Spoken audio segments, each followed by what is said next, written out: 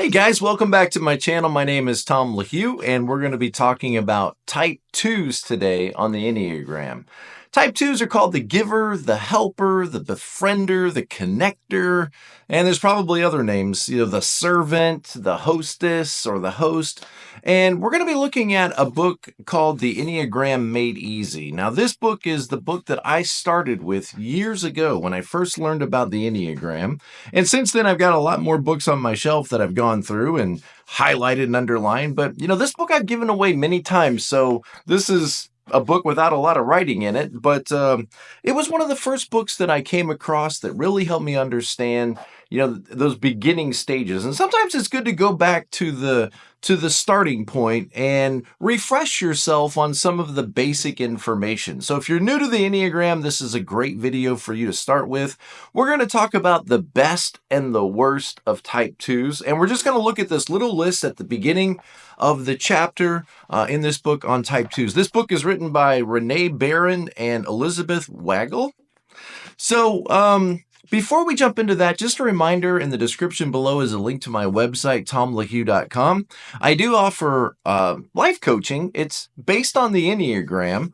I do a lot of marriage coaching and helping couples, get back to a better place, because the Enneagram is such a great tool, not only to know more about ourselves, but if you're in a relationship, and you tell me that you're a 2 and you're married to an 8, or you're a 2 and you're married to a 7, the problems that you have are pretty predictable, and the road back to a better marriage, let's just say I can help you with that. And I'd love to help you. I don't want you to suffer. I'm a 7 myself, and I don't want you to suffer and languish and, have a miserable relationship or a miserable life. I want to help you. And anyway, so you can find out more information about my coaching programs and my classes I offer and on-demand classes. All that stuff's at the website. So let's jump into this information. We're going to keep it really simple. There's no real grand plan here. If you guys know Myers-Briggs, I'm an ENFP, and like I said, Type 7. Wing 6, and if you're interested in tri-types, 712. Okay, so that gives you a little bit more information about where I'm coming from and my perspective. I'll also begin this by saying that my wife Traci and I have been married for 33 years, and we dated for 4 years before that. So we've been high school sweethearts, and she is a Type 2 Wing 1. Her tri-type is 258, and she's the sexual type. I'm the social 7. And anyway, so I get 2's. I feel like I've lived with a 2 for a long time. And of course, working in churches, I've met a lot of 2's. A lot of 2's and a lot of 9's in churches. I feel like I know 2's pretty well. I'm always learning, so I definitely am not an expert, but I have been a student. Let's just say it that way. I've been a student of Type 2's for a long time. And so let's look at this list, okay? And no offense is meant by this. This isn't my list. I'm just reading this list, and it's got 2's at their best, and it lists like maybe 8 or 10 words, and then 2's at their worst, and there's like 8 or 10 words. And I don't mean to offend you, but the Enneagram is kind of offensive. And if you're coming to the Enneagram to find out how great you are, then you probably are going to be disappointed, because the Enneagram really digs in and scratches away at your pride, for example, or other sins. But it definitely exposes you, and Type 2's, for example, often have kind of a fear of exposure. Like, sometimes when I sit down to talk to people who've never heard about the Enneagram, and they're like, what's this? What's this? What is this YouTube channel you do? And I start to talk to them. A lot of times when I'm talking to a Type 2, they can become quite defensive. There's, this discomfort that comes with having your sin exposed. And when your sin is pride, that's a really difficult sin for you to see in your own life sometimes. And it's really hard to humble yourself and admit that you're not, that you have your problems. And so I've learned over the years that when I talk to people and I find out I'm talking to a Type 2, that I've got to be very careful how far I push in, because they may not be ready, they may be very sensitive, and they may feel like they're being attacked when, we're just dumping all this information on them. And it can be a little overwhelming sometime for type 2. So I wonder if you had that experience when you learned about the Enneagram. Was it, oh, this is so exciting. Tell me more about how I suck. My guess is you probably didn't have that kind of experience. Now, I think that I've talked to many type 2s who are like, oh yeah, my sin's pride. I know it, but that's very few and far between. Most of the time I find that 2s they sort of hear this a little reluctantly, and they may identify as a 1 or a 9 or something at first, or maybe even an 8. But it can be hard to realize sometimes that there's a list of negatives about you. You're like, oh no, I always say don't criticize a 1. But really, you got to be really careful criticizing 2s as well. And you probably hear this as criticism. And I'm just being cautious here and saying I don't mean to be critical. But actually, the never ever behavior for a 2 is never take a 2 for granted. All that they love and the kindness and grace they show us, and you need to appreciate that. It doesn't take a whole lot. I've noticed it doesn't take a whole lot for a 2 to feel appreciated, but it does kind of take constant reminders. I always think of 2s a little bit like a fern, not like a cactus that's fine on its own, but more like a fern, that you don't dump a bunch of water on a fern. You kind of mist a fern a couple times a day, right? And so if you're with a 2 or you love a 2, you may just need to be a little kind and a little loving and a little attentive and a little affectionate and a little demonstrative and a little appreciative and a little admirationisty and a little validating. You may just need to do that a couple times a day. It's amazing how little a thank you, I really appreciate that, can go a long way for, a relationally starved 2. And it's okay. First of all, I'm going to get to the list. It's going to happen. But like I said, it's kind of unscripted. It's just sort of stuff that comes to me as I'm thinking. It's okay for you as a 2 to have needs.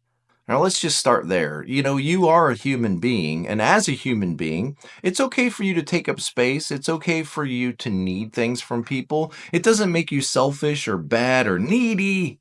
It doesn't make you a problem if you do in fact have needs. And my guess is probably a couple of your biggest needs is a need for affection, which is all the non-sexual ways people communicate that they are positively affected by you and that you mean something to them. Being a worth and value type, this is usually a very strong need. Affection. Probably you have a very strong need for a conversational companion, somebody that will talk to you and listen to you and connect with you through words. And probably you have a very strong need for admiration or appreciation or validation, or just somebody to say, hey, thank you so much. We really appreciate all you've done for us. We wouldn't have made it without you. You definitely would have been missed had you not been here. My guess is those would probably be in your top 5 needs of needs you have for yourself. If you're interested in more about needs, check out the work by Dr. Willard Harley, like the book His Needs, Her Needs, for example, and you'll see all 10 needs that we have as humans that we bring into relationships.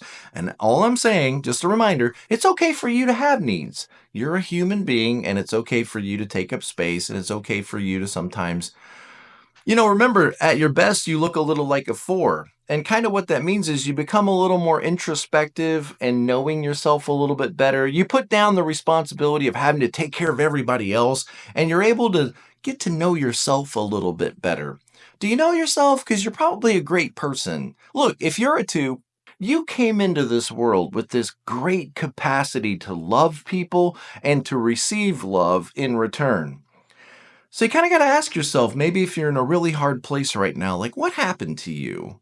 Who hurt you? What happened to you? What damaged you so that now maybe you don't want to love people, and maybe you just don't want to let yourself feel those feelings again because you got hurt.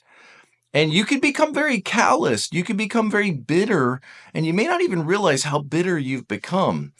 Sort of instead of giving all this love and attention and expression to people, you're more kind of sitting alone in your corner, angry and hurt that nobody's loving you right, that nobody's reaching out to you, nobody's calling you. See, they don't really care.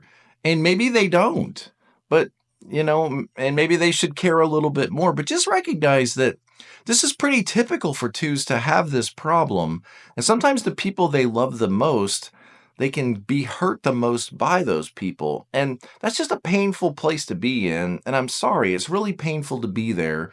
And I've met many twos who are there. Believe me, a lot of twos have reached out to me when they're not doing well. And they almost feel like fours at that point. It's almost like they've gone full circle and they went past 8 and now they're at this like dark 4 place where I'm no longer included in my family and nobody really cares about me and I'm misunderstood and I don't really feel like I belong. And they start to withdraw like a 4 and move away from the very people that are trying to love them.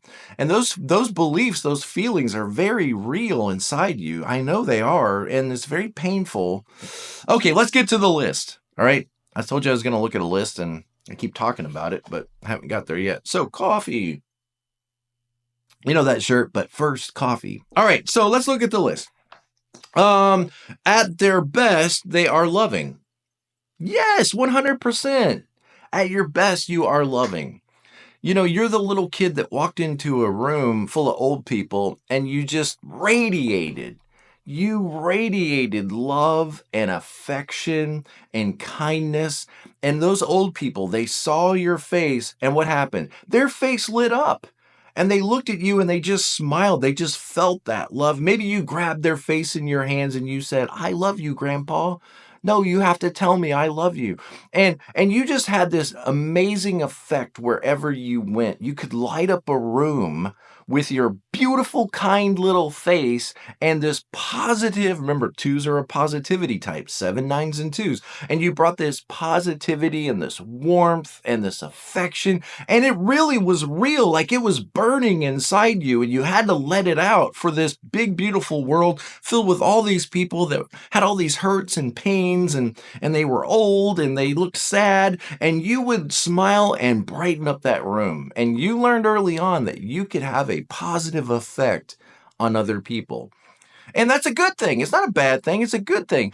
I realize like kind of the lesson you might have learned in that interaction is I have value. Look at the effect I'm having on people. Look at how I can make people feel what I'm feeling. I can make them feel loved and valued and important. And by giving a little bit of positive attention and affection, I can make people feel.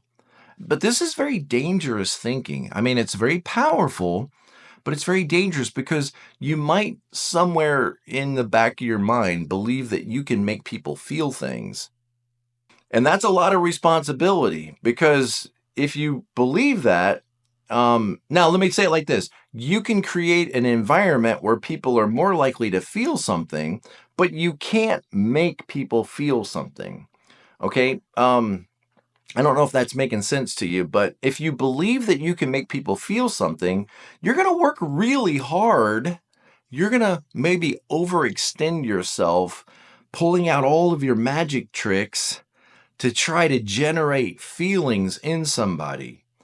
And what if that doesn't work? What if they don't respond to you? What if you can't make this person feel a connection or a warm feelings toward you? Well, that's going to hurt. That's going to sting. And you know, just like a 3 looks for a marathon with obstacles to run, to feel valuable, you might spend too much time on people that are challenging, trying to get through to them, because, you know, there's only 2 kinds of people in this world, those that love you and those that just don't know you well enough. And so you're going to push in and try to win this person over. And what are you doing? Why are you doing this? You don't need to do this. You don't need to chase people that don't want a connection with you. You don't need to give your best energy to these people. There's people in your life that love you and want to be around you and they want to give attention to you. Find those people.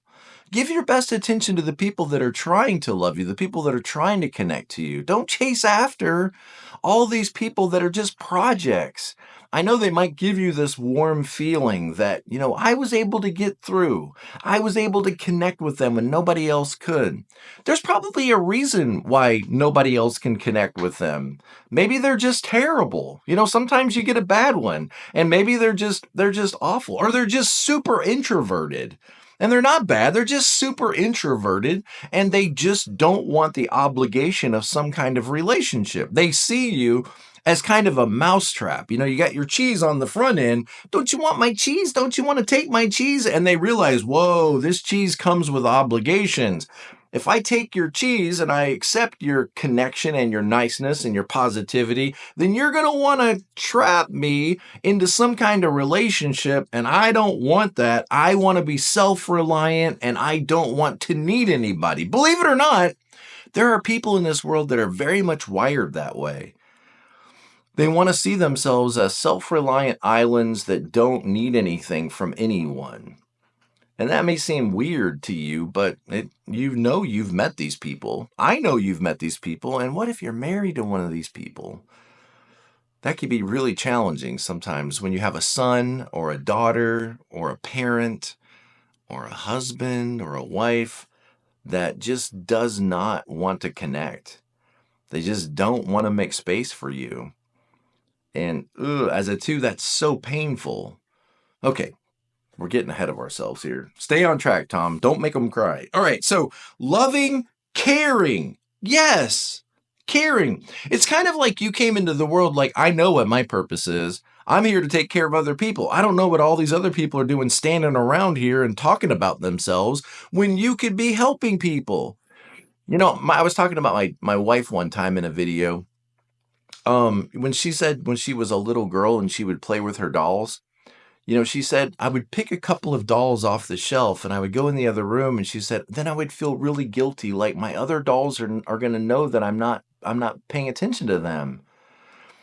Guys, I can tell you as a 7, I never had that thought. I never picked up a G.I. Joe or a Star Wars action figure or my Evel Knievel motorcycle racer. I never picked up my $6 Million Man toy and thought, oh my goodness, my other adventure people are going to get their feelings hurt because they're going to think I don't care about them.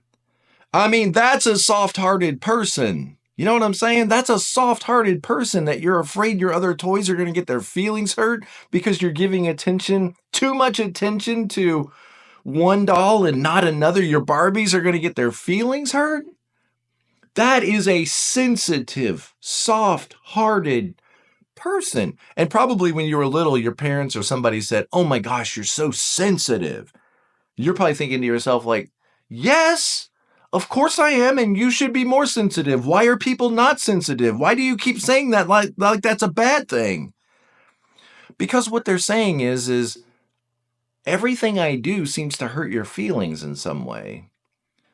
You know, I get up from the table when I'm done eating and you get your feelings hurt because you think I don't want to talk to you. No, I'm done eating it. It doesn't have anything to do with you. It's just me and my food are done in this connection. And so I'm getting up and walking away. But as a little kid, you might have felt like daddy doesn't want to be around me, or daddy's upset with me, or I hurt daddy's feelings, or daddy's mad at me. And that could send the alarm bells off. You know, I need to make sure everything's okay. I need to make sure that they're not upset with me. And that's not a bad thing. It's just, it's a wonderful thing to have that kind of care. It's just exhausting. Let's start there. It's exhausting. It's got to be exhausting to have that much care. And let me tell you something really hard. I want you to write this down. You might need to pray about this one, okay? You can't continue caring more about people in your life than they're going to care about themselves. Yeah, I know that one's painful, isn't it? There's some people in your life right now that you have been overextending all of your attention, all of your warmth, your generosity, your kindness for. They're never going to reciprocate it. They just aren't. They're not capable of it. They're just not capable. It's not you. It's not, well, maybe sometimes it's you, but it's probably not you. It's just you're investing in a field that doesn't have any oil in it. And you keep digging, hoping to find oil, but it doesn't have any oil. So you're exhausting yourself and you just keep getting more and more disappointed and more disheartened. And you can't care more about people than they care about themselves. Maybe for a little while, but eventually they need to take ownership of their own lives. Like maybe that's the way you should care about them. instead of just doing everything for them and feeling this intense responsibility and guilt. Let me say that out loud. And guilt because I should be doing more for them. And then when you take care of them, you feel guilty because you're not taking care of somebody else. And then you feel guilty because you're not taking care of yourself. And you feel guilty because you ought to be at work. And if you're a 2, probably guilt and shame are your address and you hate that. I'm sorry, but sometimes the best way to help people is to like empower them and to challenge them. Remember that 2 line to 8? Maybe be a little more 8-like, maybe a little more 1-like lean into that 1 and be a little more direct and straightforward with people. Before you end up angry, you might need to look just a little angry with them. Like, I'm not going to keep picking up your clothes. You need to get in there and you need to, do your own room. You need to, okay. So caring, loving, caring, people will use this against you. You know what I'm saying, right? People will use your loving, caring, generous nature to manipulate you. They will take advantage of you. They will let you do all the work. They will let you carry all of the weight of the relationship. You know what I'm talking about. Okay, caring, adaptable. Adaptable. What is the opposite of adaptable? Well, you might say it's like rigid. Adaptable is remember you are a assertive, compliant. You're a compliant type, meaning you wake up with this sense of like, I need to take care of the needs around me. I need to take care of people around me, and I need to do whatever needs to be done to meet all those needs and meet all those demands and take care of people. So that makes you adaptable because you might have an agenda. Some 2s have a pretty strong agenda, but at your core, you want to be there to help. And if people really feel strongly about going to a certain restaurant, you probably don't want to make everybody mad and hate you by demanding your way. Probably not. So that would be adaptable. Like, here's a good example. What if your daughter, let's say she's in middle school, what if your daughter said, hey, I know we're getting ready to go to the zoo, but Lisa and Sarah got left home today because their parents are out of town and they're home all day by themselves. What do you feel? Well, let's take them to the zoo with us. They can go with us. They're good kids, and I'd hate for them to be stuck at home all day. And look how you just adapt your plan. I'm just going to throw some more sandwiches in that lunchbox, some more granola bars, another juice box, and we're going to be fine. We've got room in the van. And see how adaptable you are? Like, oh, I don't want those 2 poor girls to sit at home all day when we're going to the zoo. It's no problem. Okay, adaptable. Insightful. If you want to connect with a 2, first of all, it's pretty easy because 2s want to connect with you, usually, unless they're mad and bitter, which you can be at times, but 2s want to connect with you. One of the ways to connect with the 2s is listen to their advice. And to have advice, you have to be insightful.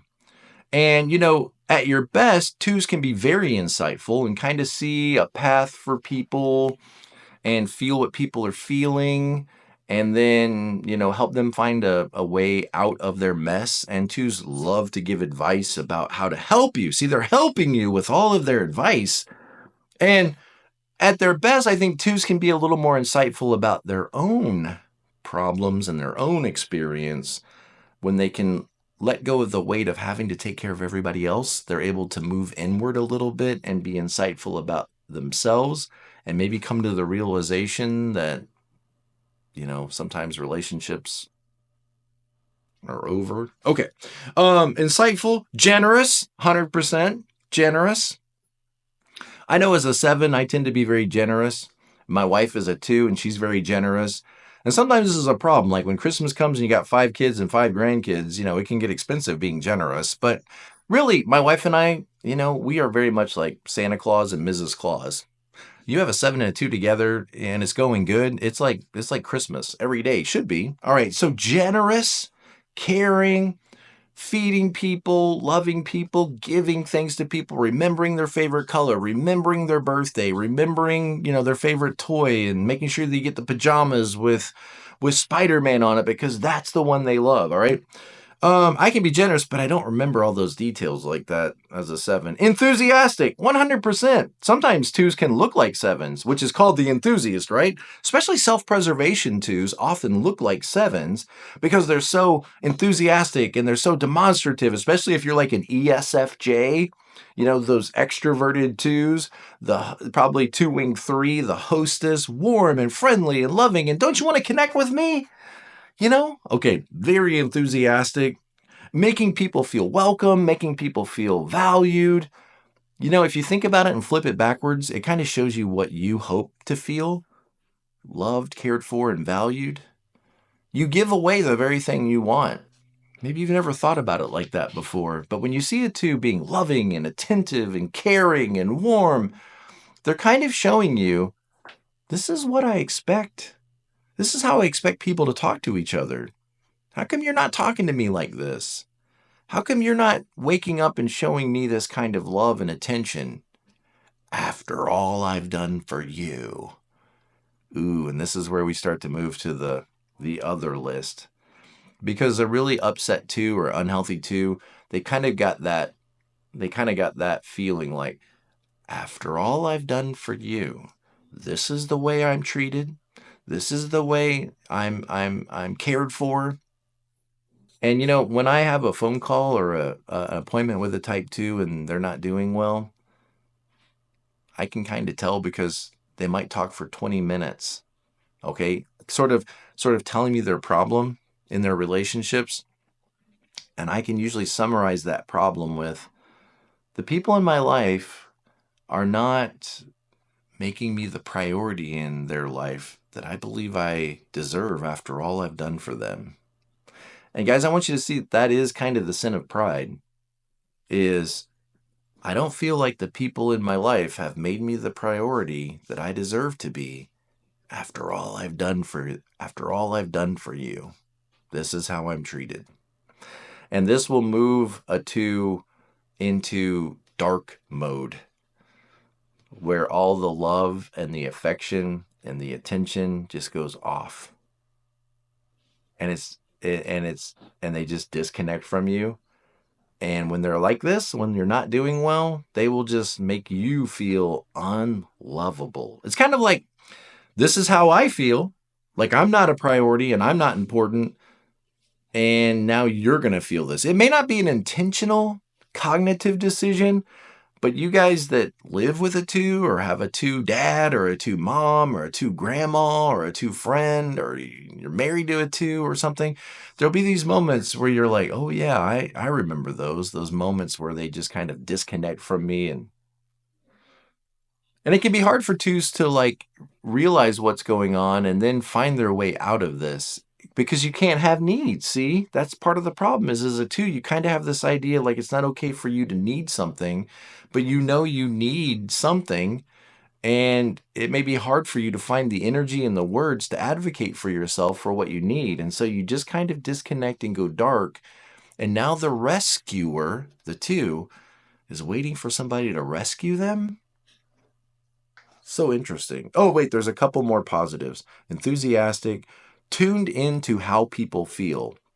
You know, that is a positive, but sometimes that is kind of like a negative. Like maybe it gets heavy feeling everybody's feelings for them.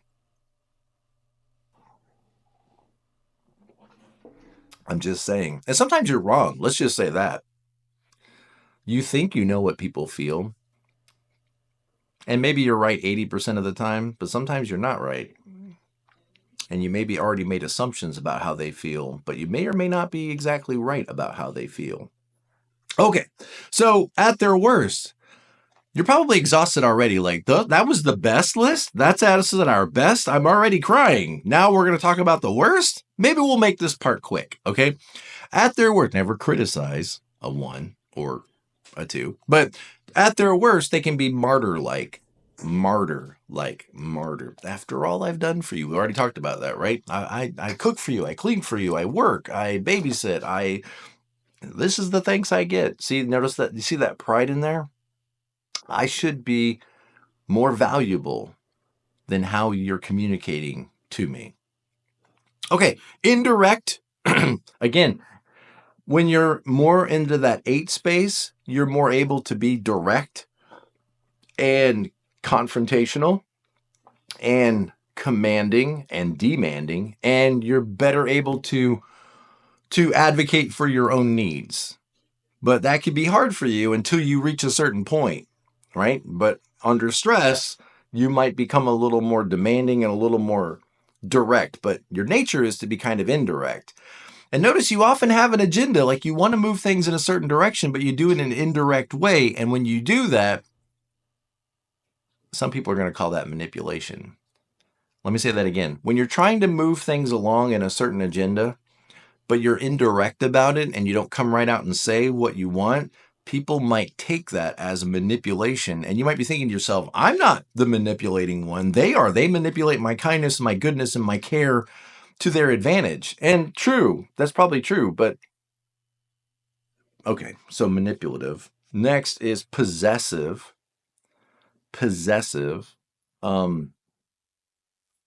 Sometimes even using the word we, when you mean they or she, and you're talking about your kid, for example, and somebody says, hey, how's your kid's health? How's your daughter's health? Well, we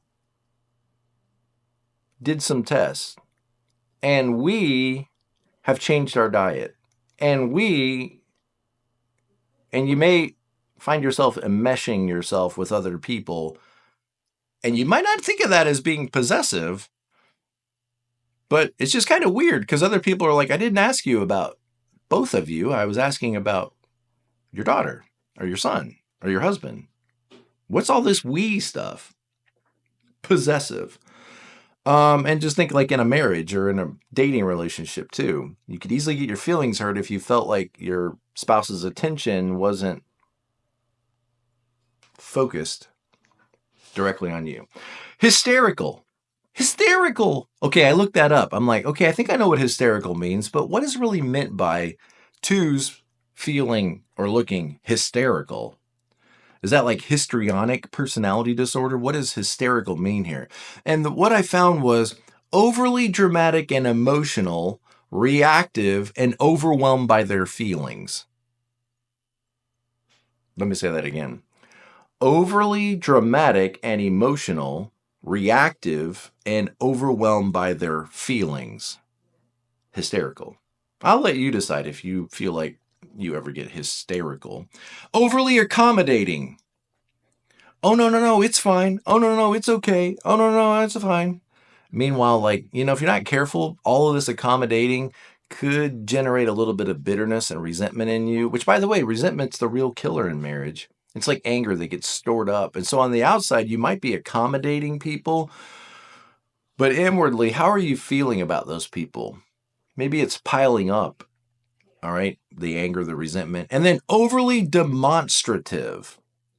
Overly demonstrative, like coming at people with warmth and smiles and kindness. And all that's good, right? But it can be a little too much, especially for some introverts or people that just don't want to connect in that way. Realize some people, they just want to be left alone. And that's got to be a weird thought for you, is that people just want to be left alone. Because if you were at that place, it would be because there was a problem. Like, you don't naturally want to be left alone. But if you're telling me, no, actually, Tom, I'm very much like that right now. I just want to be left alone. Well, if you're a 2 saying that, then somebody's hurt you.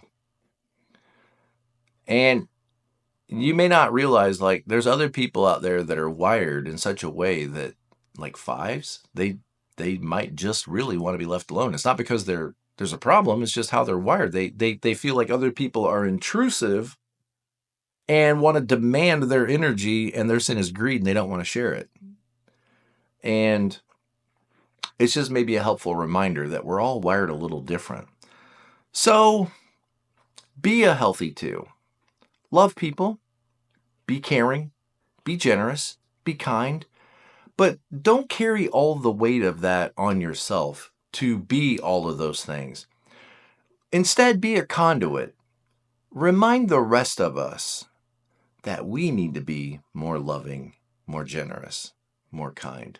It's like, instead of sitting under the weight of all of these impulses and compulsions that you have to carry it all out, Be the voice in the room that reminds us, guys, we need to be careful how we talk to each other. Guys, Sam's really hurting right now, and all we're talking about is business. And I think we need to pause for a minute and we need to take a moment to just care about Sam. Sam, how are you doing? You see, when you're not feeling the responsibility of carrying out all of this yourself, you can relax that a little bit. You become a voice to all the other types out there who aren't so naturally loving and generous and appreciative and kind. You remind us that your way of seeing the world is pretty fantastic. And all of us could be a little more loving, a little more gracious, a little more kind, a little more attentive and tuned into other people. And remember that what do we really create in life if we create success and wealth and power and money and all these things if we don't have people in our lives to love? What a great message that is. Okay, I'll see you guys next time. Be present to life.